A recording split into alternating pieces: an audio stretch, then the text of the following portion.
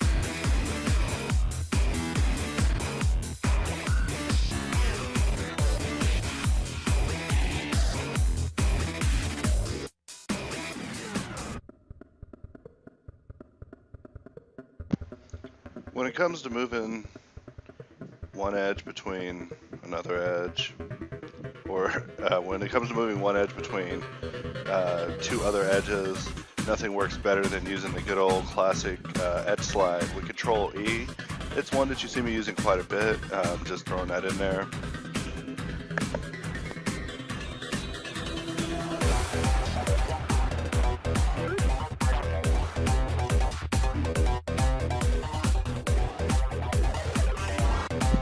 Oh, and I use edge slide a lot mainly to get the geometry even, so that things aren't sparse in certain areas. Like you want everything to be fairly uniform as far as the geometry, except for areas of like inner detail where you're using like C loops and such to kind of focus in on something.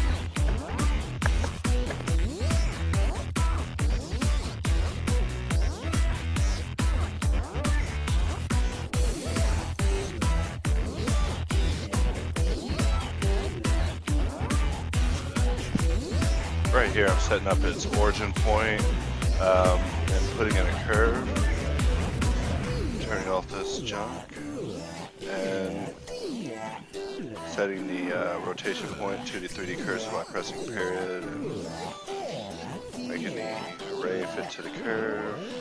Maybe playing with the size, not a good idea.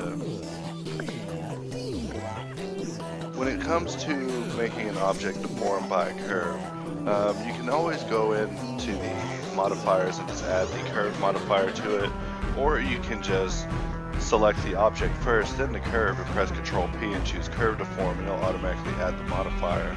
But you'll still probably have to go in and make some changes to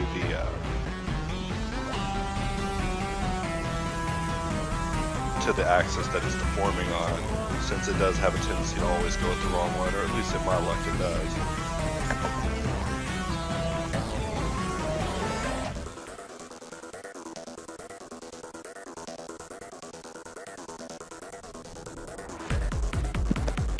So I'm trying to create a tip right here that'll be used at the end of the array just as an end cap, so that way I'm not having to shrink it into almost nothing in order to hide the end, as I did in the previous renders I was showing at the beginning.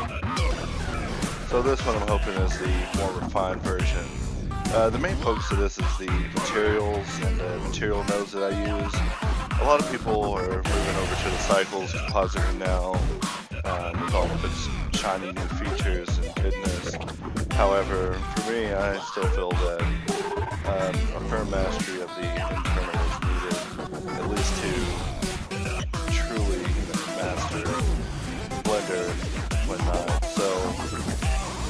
I will continue to focus on the internal, at least until Cycle supports ATI, before I get an NVIDIA card.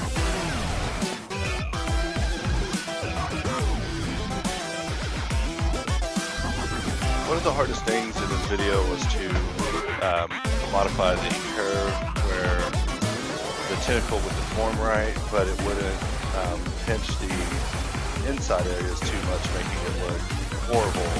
I could always go in at the end and do some sculpting, but I decided that I would try to just set it up in the first try to just not move so viciously or at such an angle that it clenches them. You'll see what I'm talking about all throughout it. You'll see areas that deform poorly and areas that actually deform pretty well. Whenever you're scaling, an important little bit that you may not know is that you can hold shift and press X, Y, or Z to remove that axis from the scaling operation. Like for example, if I was scaling a cube to be a platform, I would hold shift and press Z after pressing S.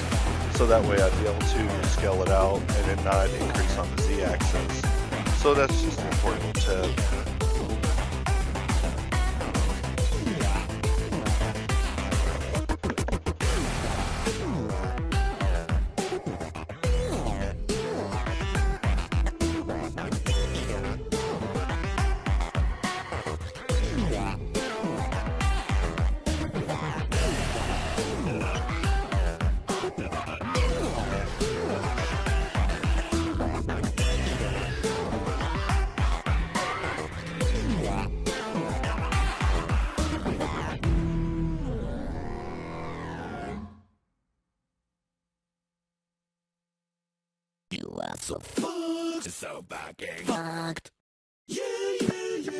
When it comes to making the head of the tentacle smaller than the tail, what I like to do is press O and turn on proportional editing, and then press Alt S to scale a particular point, preferably one of the endpoints.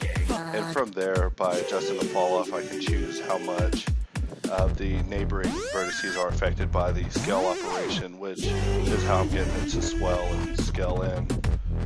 So now it comes down to rendering and lighting. I tried building the scene sideways. It turned out to be a silly idea. Of course, build a shadow catcher. Always like my renders to have some sort of integration with the background.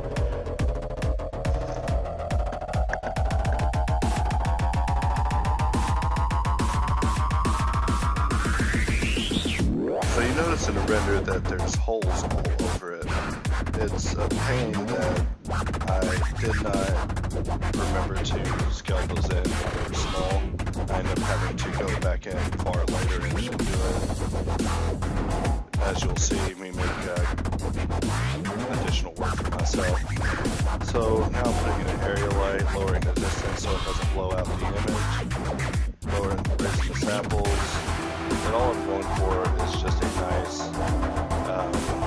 contact shadow with the back porthole.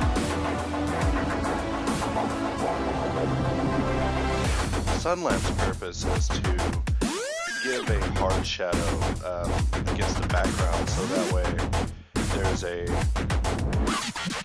definite shadow coming in addition to all the area shadow that kind of helps it look a little better. The angle of the sun lamp will determine where the shadow is pointing, so I'm just experimenting to try to soften it up. By adjusting saw size, you can choose how fine the shadows are or how rough they are. And since this is I guess an interior looking scene, it'd probably be a lot better to have it with a soft but inside shadow. This is the idea that I was going for here.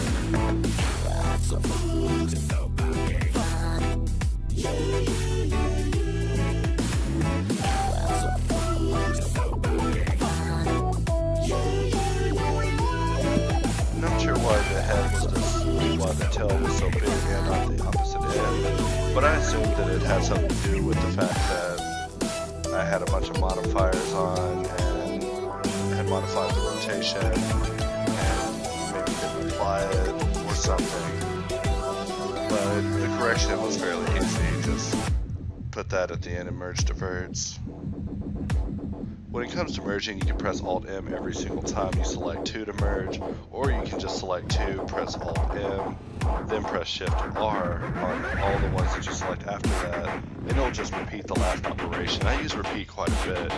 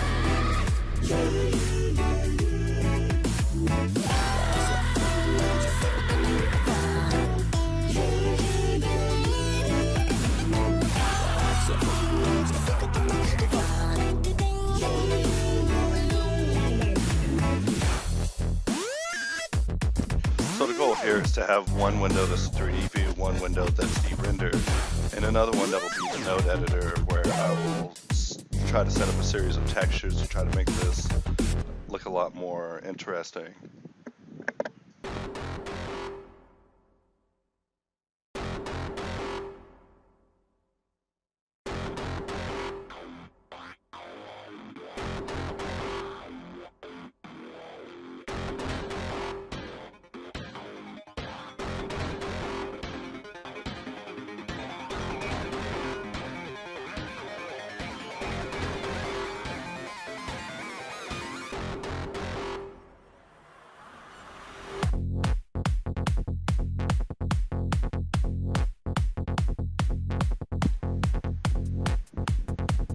Color ramp is something that I think is one of my favorite features whenever it comes to adjusting colors and managing varying values based off of intensity is what the color ramp is perfect for.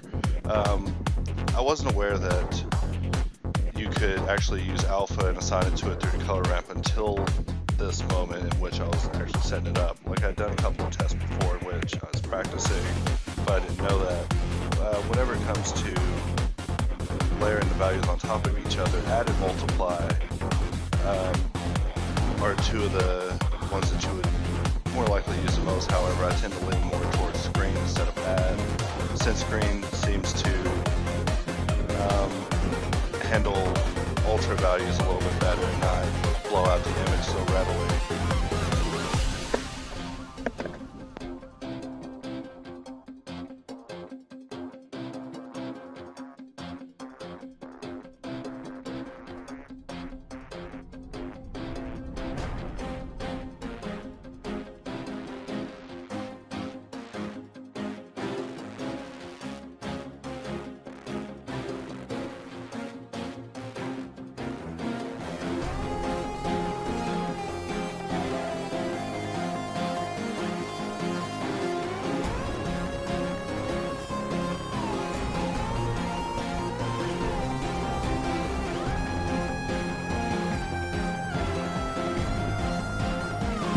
So the goal here is to create a procedural texture that will emulate some sort of veiny underskin to serve as the subdermal layer, which I believe from my understanding is supposed to look like it's minus some blood and leans more towards gray.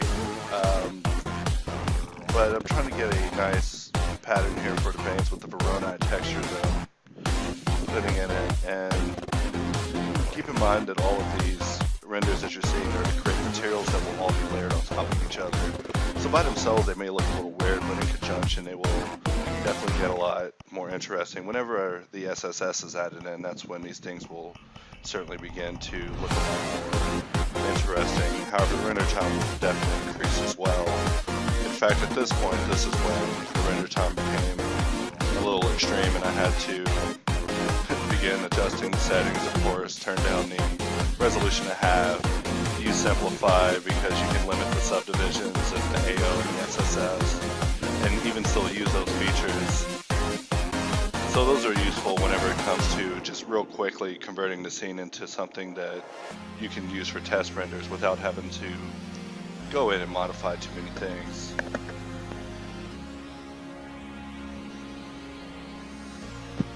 So when it comes to the SSS, the scale value, from my understanding, is how deep into the model the SSS effect goes, which, from my understanding, is the process of light entering a surface, and instead of reflecting off of it like a hard surface, it actually expands out in different directions with a type of diffuse lighting.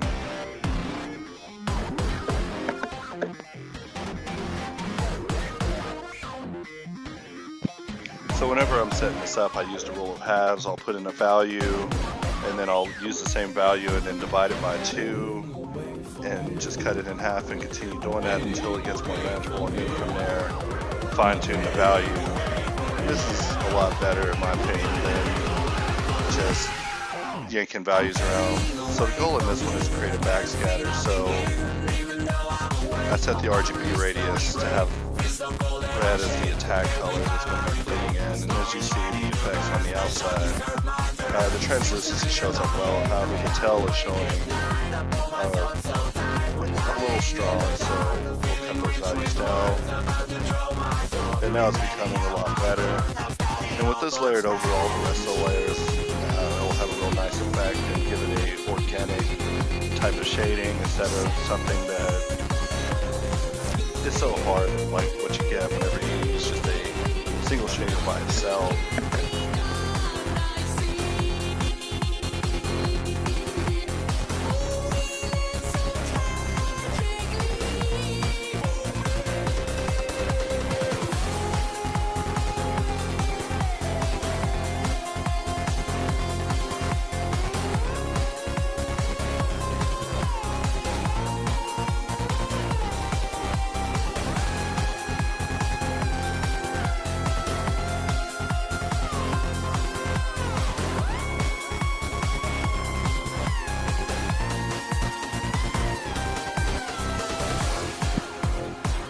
So this L3 texture that I'm creating is going to be I believe the dermal layer at the top of the most layer of skin. And so this one I'm going for a reddish tone. Maybe I have some variants in there using textures.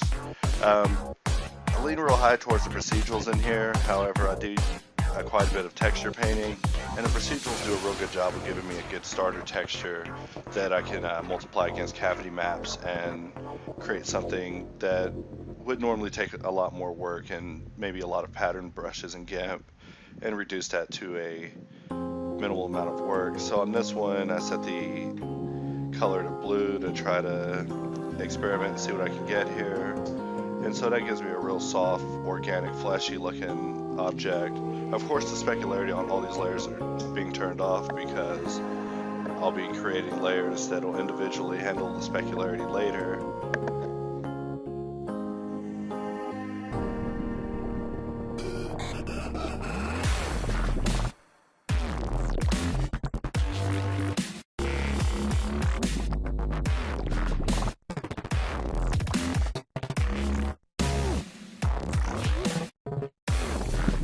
So all of these layers all these materials that I created, I'm just gonna screen over on top of each other and just see what results I get here. So I have a real nice looking object here where I can even go and fine tune the material a little bit more, just using RGB curves instead of playing with the SSS values.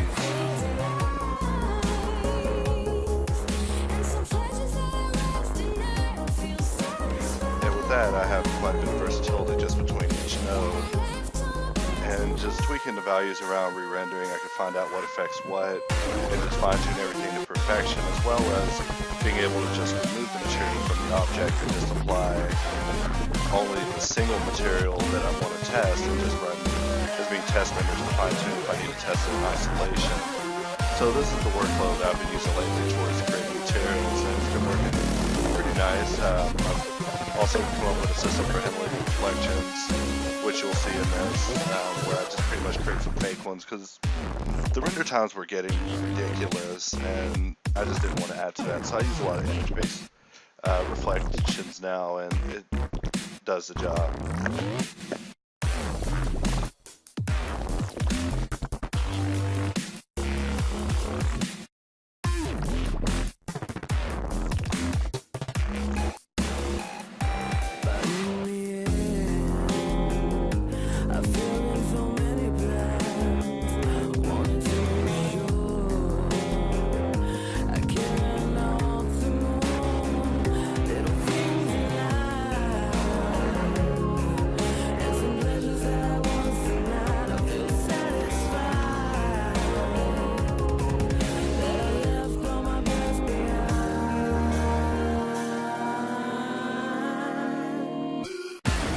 So on the specularity, I created a combined shader to test them out.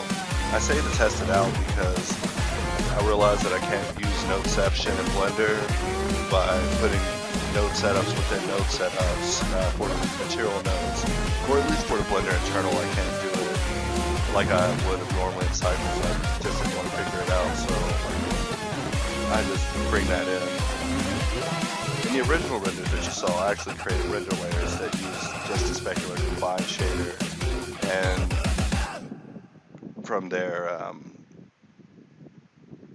I had to composite it over using an actual compositor instead of using the material node setup. With the speculars added, it is getting better and better, but still is lacking some things.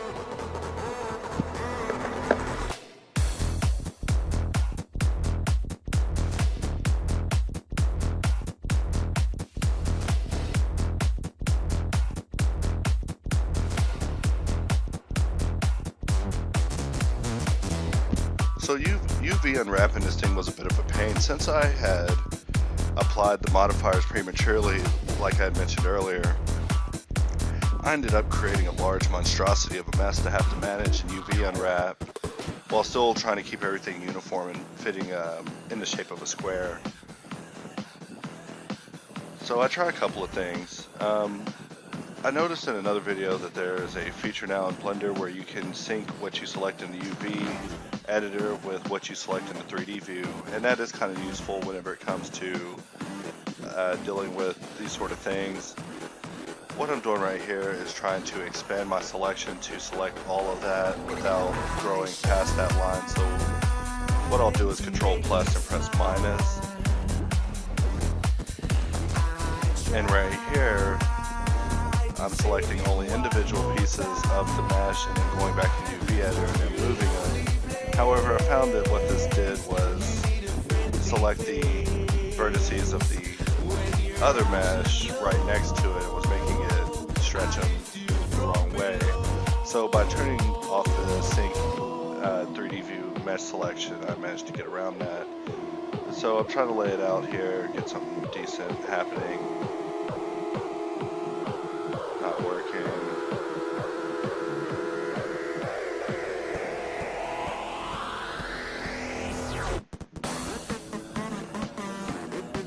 But if I would have been able to create a larger UV map that would have had all the arrays layered on top of each other, then I would have been able to do a lot of this a lot easier. But painting it as a whole gives you a degree of uniqueness, I guess. So I duplicated the object, applied the subsurf, added another subsurface, applied that one too to teach it a lesson, and then went into the vertex paint mode and added a cavity, added a dirt layer using the cavity, and making a shadeless material that will show only the vertex paint. And now I'm going to bake this to the UV that we set up. And so now I have just the darkened areas of the recessed areas of the tentacle darkened, and I can use that to have a lot more interest whenever I'm texture painting by multiplying it in darker areas.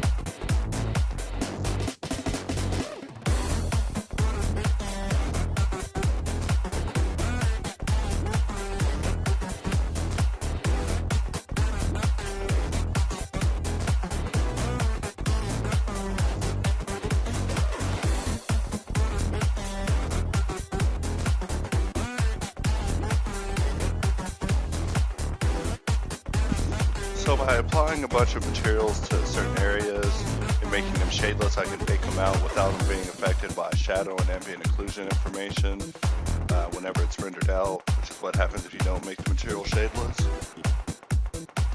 So the color map I'll also use with the cavity bake to make the picture itself a lot more interesting, but we're certainly getting a good start here with all of these textures instead of having to texture paint it ourselves manually. Blur it out, multiply some vein textures on it, and it'll look good enough to do the job.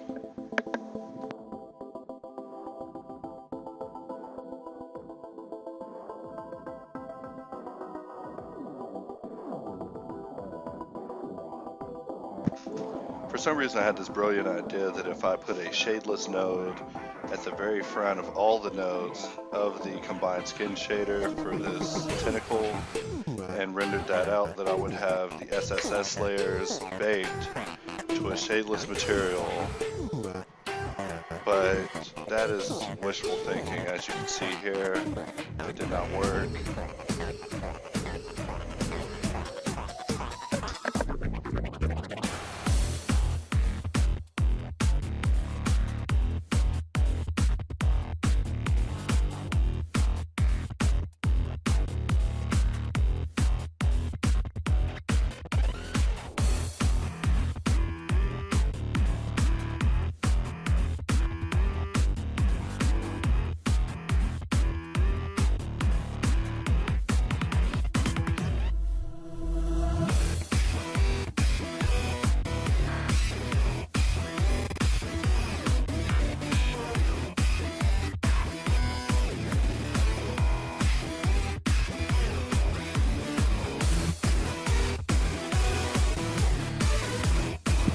Breaking out the texture to a image as well, so this will make the ease of texture painting a lot. This will make texture painting a lot easier. So now we'll bring all our layers up again, throw in our color, duplicate the layer, of course. Try to have a non-destructive workflow.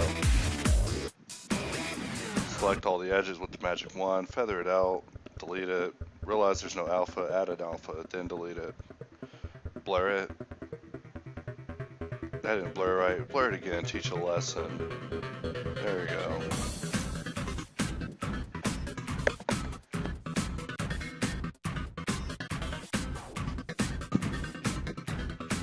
Add an undercolor. try multiplying it. That took the color away. Try the screen.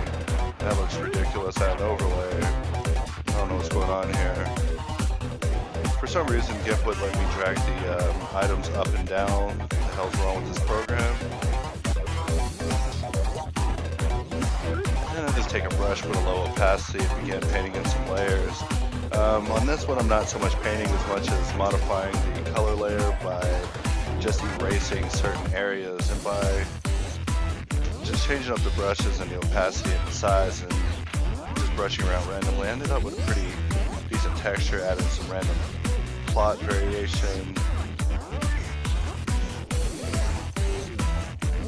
Play with the curves.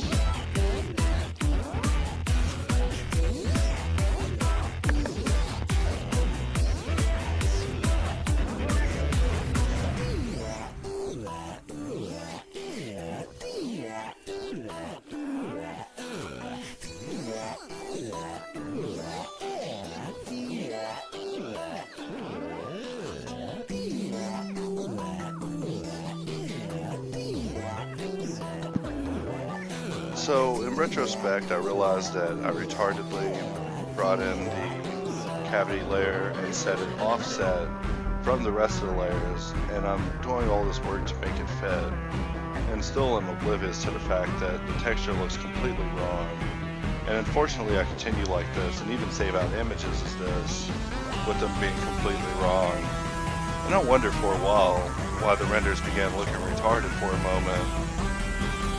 But as you can see, for some reason when I drag the images into GIMP, they do not layer them on top of each other in the correct area. But still some useful techniques on how to take your cavity layer and multiply it into the image and get some use out of it.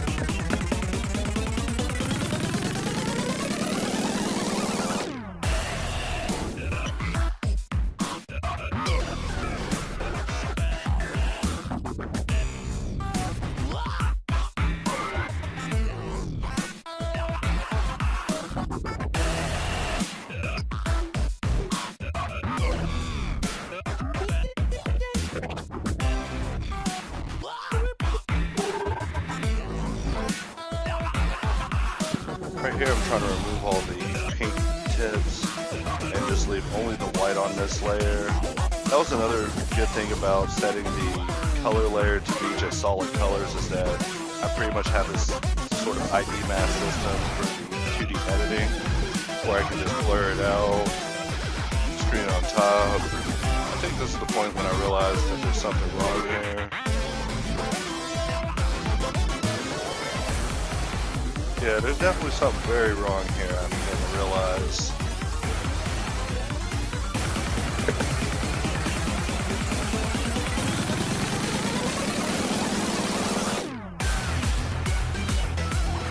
Maybe I didn't realize they were messed up.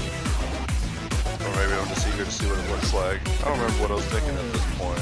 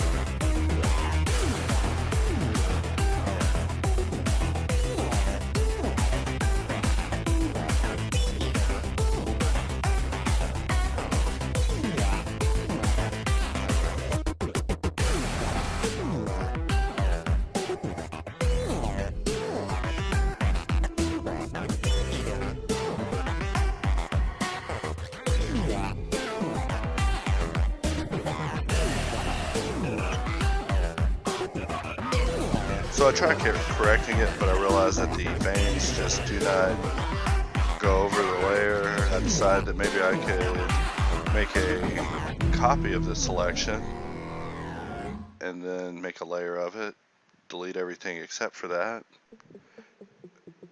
and flip it horizontally. I mean vertically. and try to layer it on top of the old one. But for some reason I'm trying to fit it on the wrong one for a moment, but now I'm on the right track.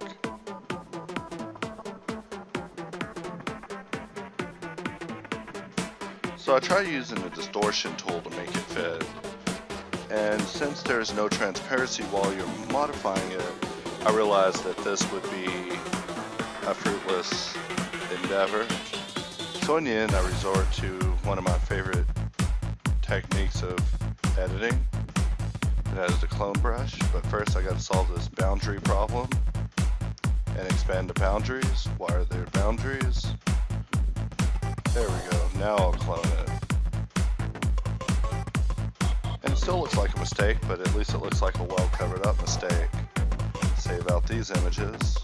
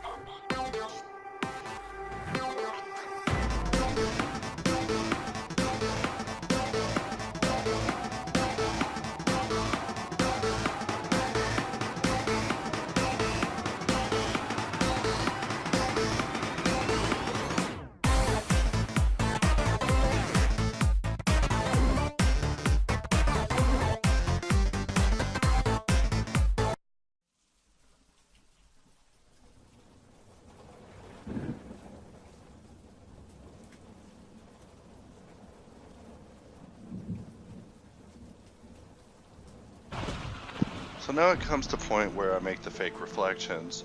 With the reflections, what I like to do is just map an image to it, set the coordinates to reflection, and make the mix 100% under influence, so it just overtakes the color. Turn off specularity.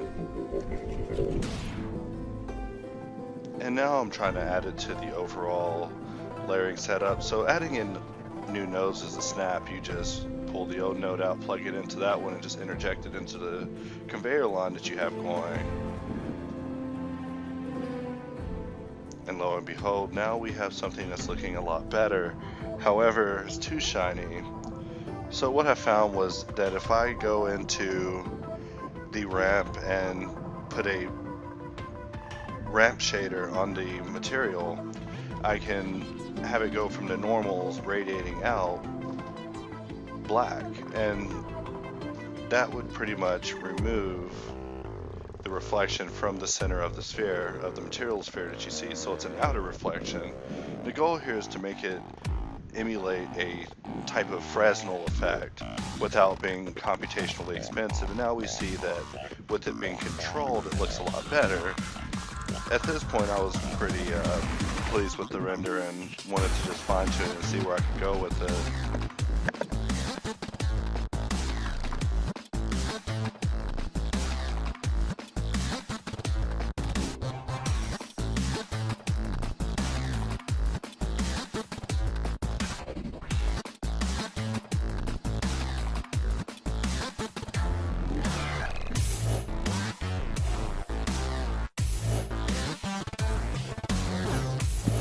So I'm loving the SSS effect and the specular, meaning the reflection pass that's sitting on top. But I'm definitely not digging the holes that are still exposed on it at this point in the video. However, there's still some texture work to be done, so I'm backing GIMP again.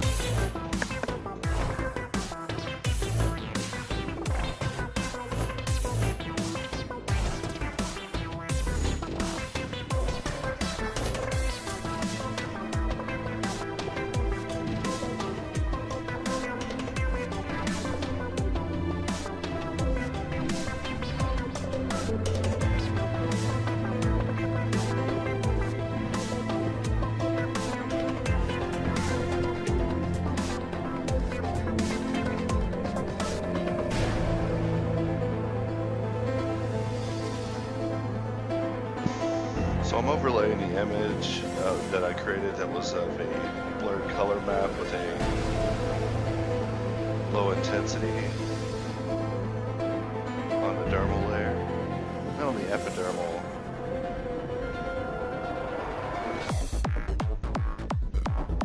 I'm also trying to add this texture in, so I wanted to modify each of the layers of skin at some level. However, since the colors and the psychology that they have, or not psychology, the ways that they influence the overall reaction of the shader, I have to make a lot of modifications to make them fit. I tried plugging in normal to everything, thinking that that would give it a unified bump. That made the tentacle look crusty, and I believe that was because the normal map was plugged into the reflection. So after removing it, it definitely went back to looking beautiful again.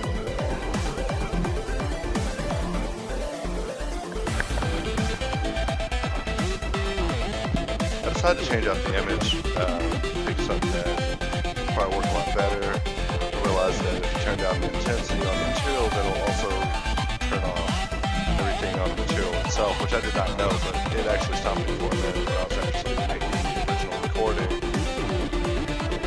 I tried to tune down the brightness and then contrast, faded in the opposite. And so I want to take this reflection that's to emulate another Fresnel type effect, and I'm just going to interject it into my node series.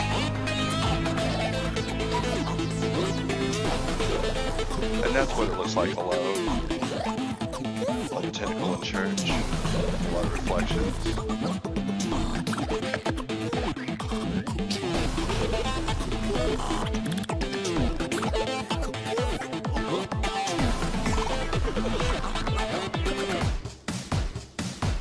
The stencil material that you see above the reflection is the cavity mask being multiplied or being stenciled against the layer below it, which can be done by checking stencil at the bottom of the texture panel.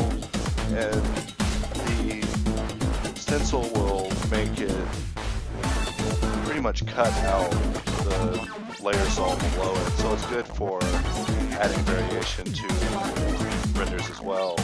And on that one, I wanted to take the darkest areas, which would essentially have been the crevices of the model, and remove the reflection from them. So that's the whole reason for setting that up.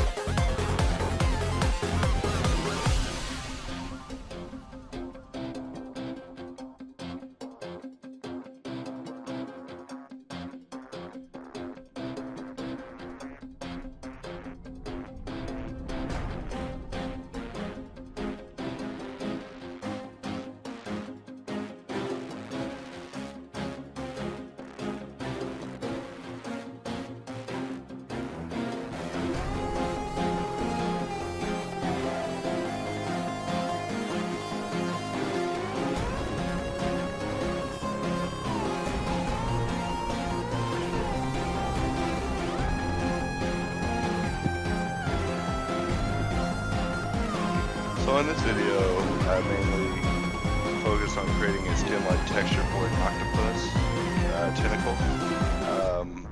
When it comes to human skin, you can see that you could probably use the same method.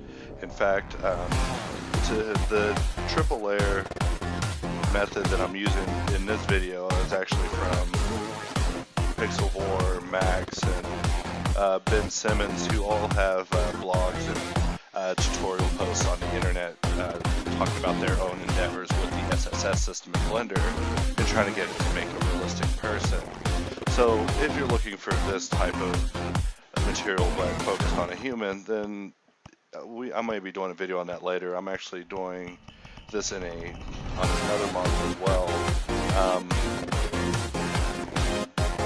But you know, Blender Cooking is definitely the site to go to if you're looking for something like human skin. They have a sensational video there by KJML that's worth checking into.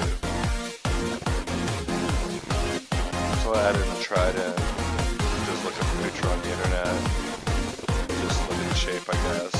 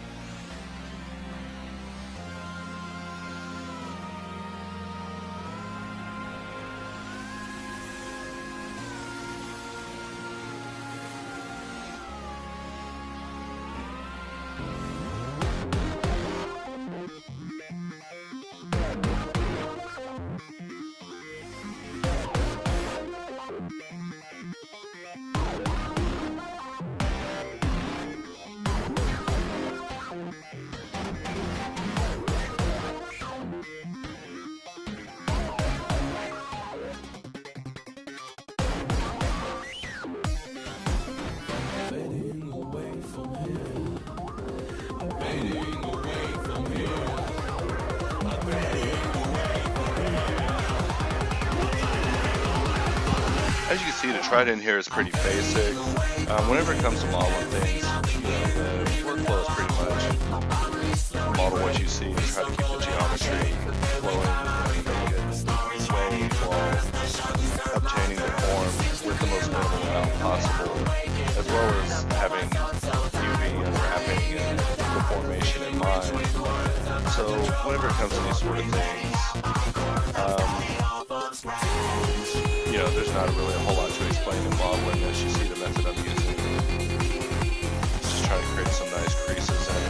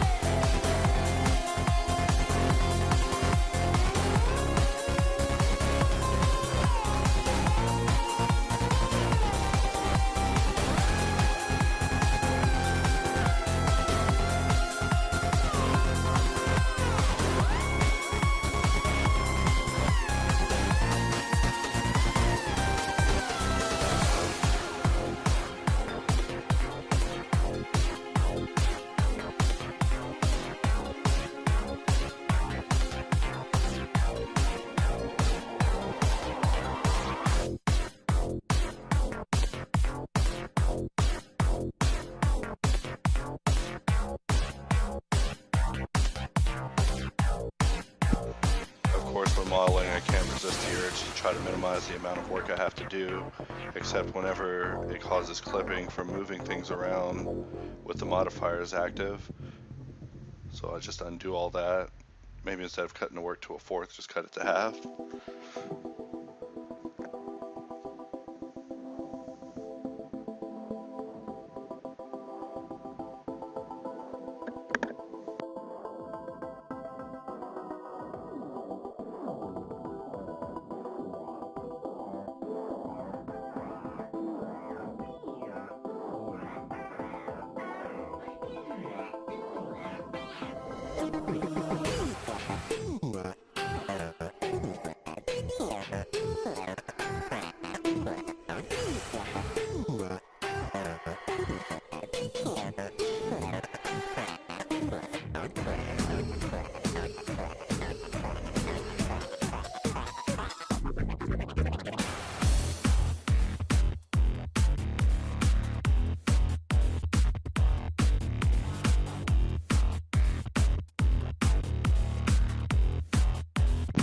In the newer builds of Blender, pressing I uses the inset extrude, which is one of my favorite tools. I use it quite a bit. Just press I, and it will just set an inset inside the object, which is what I did for the Ingon at the bottom, so that there would be some quadded geometry going inwards and prevents it from deforming horribly. So now integrating the Trident into the scene.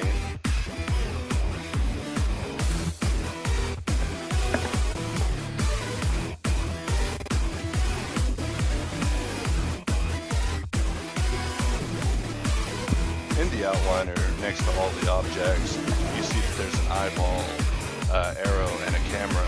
Clicking the eyeball hides the object from the 3D view. Clicking the arrow makes the object unselectable in the 3D view. So if you have a cramped scene that's full of things, clicking the arrows on things that you never plan on accidentally clicking, moving, or scaling, or modifying, or touching in general, it's good practice to make them unselectable, so that way you don't accidentally get them in an operation that you're doing on a group, like when you're rotating a scene or something like that, like you've seen me do here.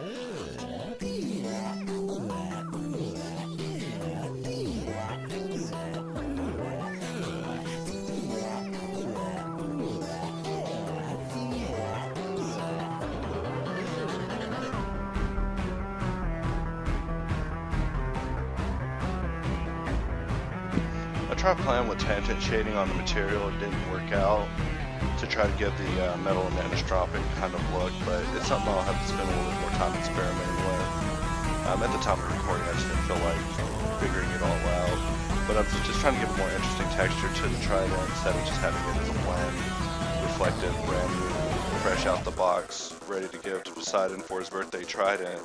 I wanted to make it look like it had been corroded just a little bit by trying to use some procedurals to break it up.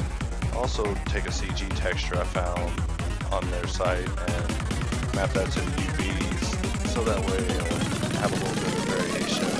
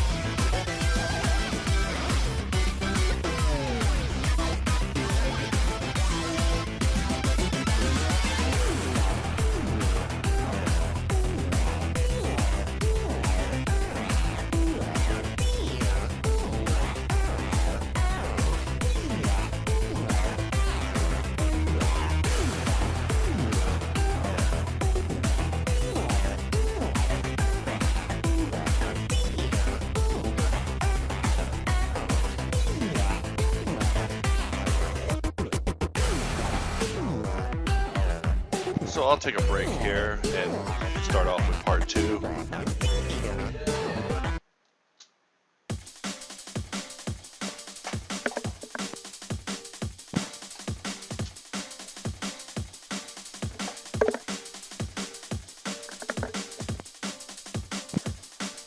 And so begins part 2.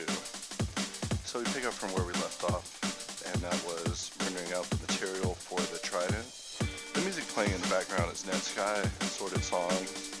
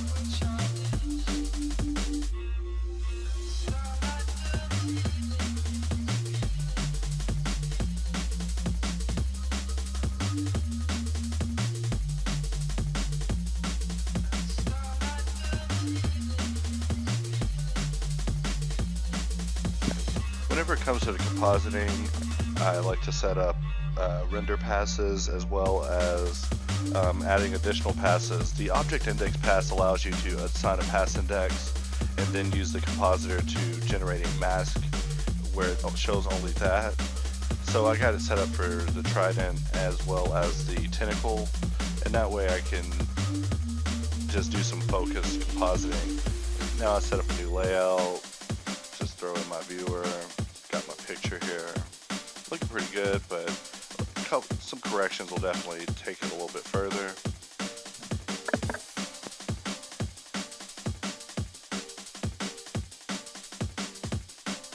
I found out that you can save out an EXR, and by pressing F3 over the render that you get as the final result, and save it out as a file, as a multi-layered EXR, and then what you can do is make a brand new file and bring that render in that EXR and have all of your render passes and just modify it freely without having to re-render every time you open your file.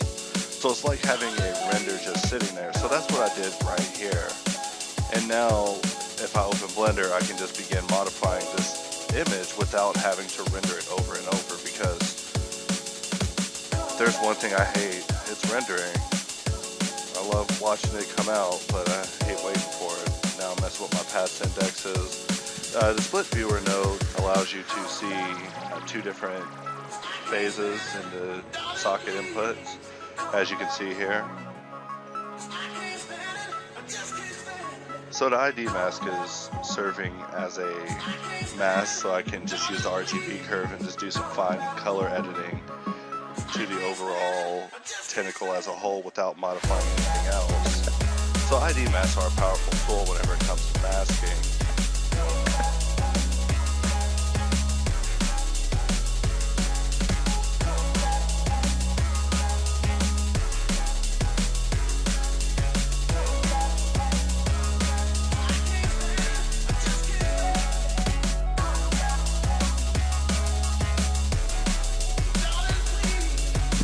Whenever it comes to understanding exactly how to use the RGB curves and whatnot, you're really going for what looks good for you. You're not necessarily going for anything in particular. In my mind, I like to keep the rule that I don't want values to get out of control. So I try not to pull the curve too far in either extreme on any of the values. So I take the depth pass out and plug it into a normalize, which will give me a z-depth of the entire render. From there I can put it through a color ramp and actually overlay this z-pass back over, giving it a sort of area fog. And then from there I can control the color ramp to adjust the fall off on how far the fog goes back into the scene before it begins. And the depth calculates the distance from the camera. And so by adding colors into the color ramp, instead of just messing with the fall off, I'm able to adjust the color of the fog as it gets into the distance. So that was the goal here. However, I feel that the selection of colors I used wasn't exactly the best one. It does get me some pretty decent results. The key for all of this, of course, is subtlety. You don't want any single node weighing too heavily on the overall image as a whole when it comes to modifying, or at least in my personal opinion. I like to have everything just affected slightly, so that way the image stays true to the the envisioned idea, which is pretty much what I get when I press F12. But I always imagine doing a little compositing to make it look better.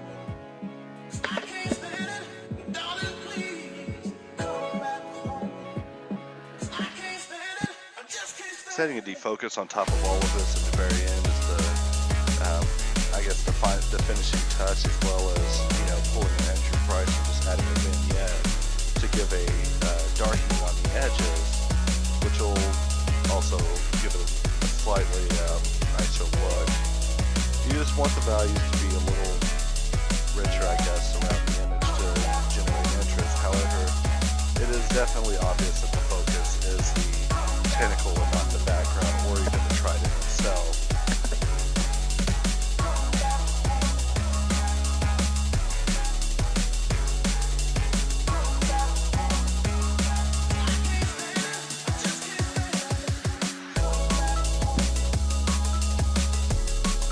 Taking the normal node and just modifying the circle allows me to just kind of emulate a sort of rim light that I wanted to overlay on the scene. I wanted to do it on both sides and just overlay both these normals on top of each other, which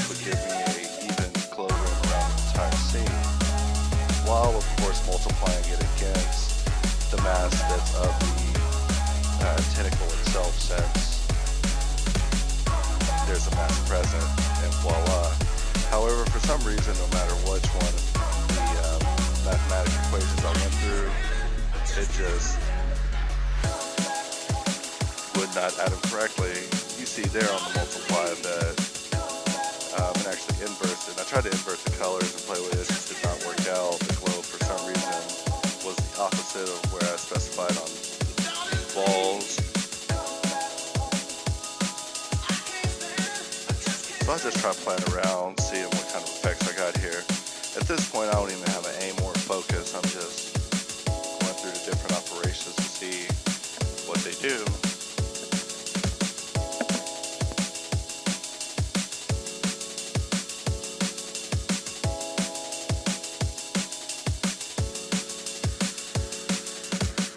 So I decided I'm going to blur it, put a color ramp in there so I can control the fall off. Of course, the color ramp is essential whenever it comes to just fine tuning the amount of influence something has over a scene. And I interject a mix node, choose to add it, see how it looks with add. Bet you anything in just a moment I'll realize that a screen may work better and switch to it. Let's find out.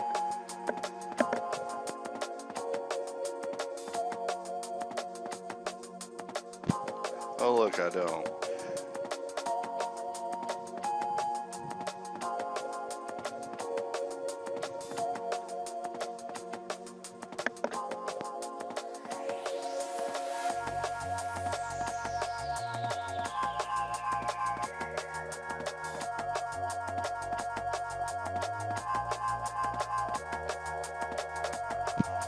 So I save out one of these in my renders folder where I keep all my key renders of things that I'm impressed with.